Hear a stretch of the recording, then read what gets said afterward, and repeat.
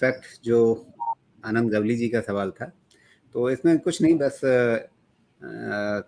Art के बाद जो आई है उसकी जगह ई लगा लीजिए तो आपको मिल जाएगा, ARTEF, artefact, artefact projects.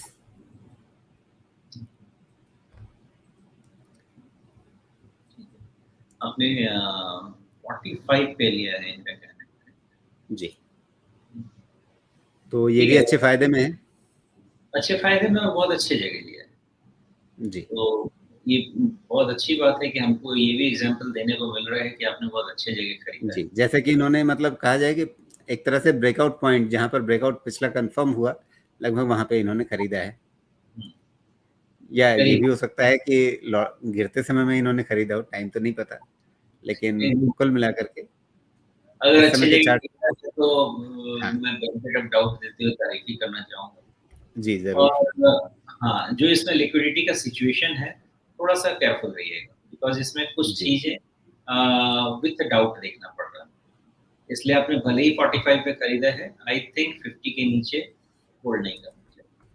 Because जो स्ट्रक्चर बन रहा है, वो बहुत फेवरेबल नहीं बन रहा है। जी कुछ चीज़ें अच्छी हैं, कुछ चीज़ें बहुत अच्छी नहीं हैं।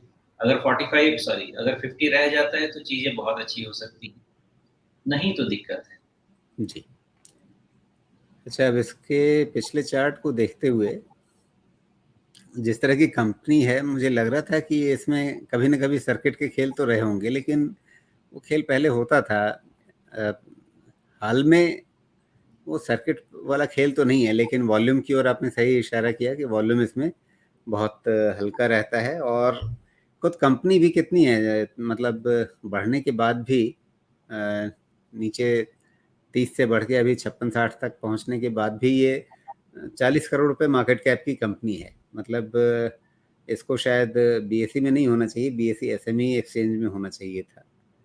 और अगर इसके आप बाकी आंकड़ों पे निगाह डालें तो पहली चीज़ कि प्रमोटर होल्डिंग कम है, और ये प्रमोटर होल्डिंग कम होना किसी बहुत बड़ी कंपनी में शायद उतनी चिंता की बात नहीं होती है, लेकिन जहाँ पर मार्केट कैप ही 40 करोड़ रुपए का है और वहाँ पे प्रमोटर होल्डिंग भी 39% दिख रही है, तो ये थोड़ा-सा एक सोचने वाली चीज़ है। और अगर कंपनी के आंकड़ों को देखें तो 4-5 करोड़ रुपए के आसपास की इसकी बिक्री होती है, और 1 करोड़ के आसपास आमतौर पे इसका मुनाफा रहता है।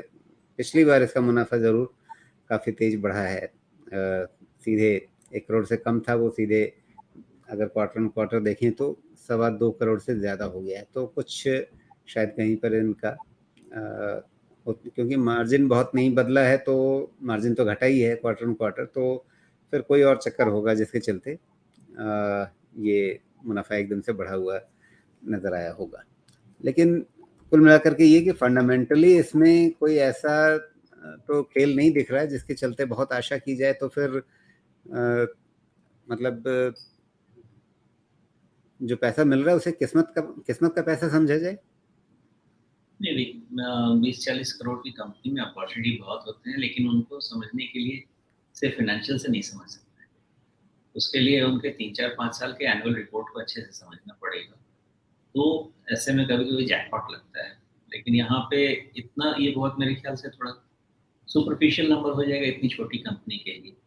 इसलिए मोस्टली या तो जो कंपनी मैनेजमेंट को मिलता है, समझता है उससे, या फिर कम से कम 4-5 साल का एनुअल रिपोर्ट देख के फिर एनालिसिस करें तो बेहतर है। जी, लेकिन कुछ तो है कि इनकी प्रमोटर होल्डिंग पिछले कुछ वर्षों में लगभग 56-57% होती थी, जो अब घट करके 39% रह गई है।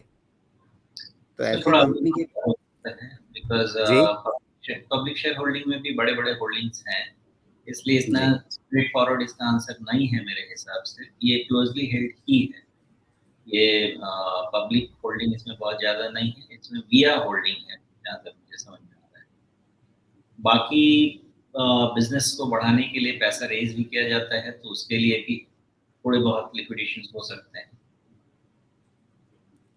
जी, चलिए, लेकिन कुल मिलाकर के अभी टेक्निकली जो लेवल्स हैं वो शोमेश जी ने आपको बता ही दिए, लेकिन फंडामेंटली आपको बहुत ज़्यादा इसके अंदर अगर कोई दांव खेलना है आपको या निवेश के नज़रिए से आपको रखना है मध्यम अवधि के लिए भी, तो फिर आपको मतलब काफ़ी इसमें आंकड़ों में गहराई से घुसना पड़ेगा। अ, जैसा सुमेश जी कह रहे हैं कि बिल्कुल सतह पर देखे हुए आंकड़ों के आधार पे ना अच्छा ना खराब, दोनों में से कोई भी निर्णय नहीं दिया जा सकता है। आपको थोड़ा और इसमें डीप डाइविंग करनी पड़ेगी, आंकड़ों की छानबीन करनी पड़ेगी।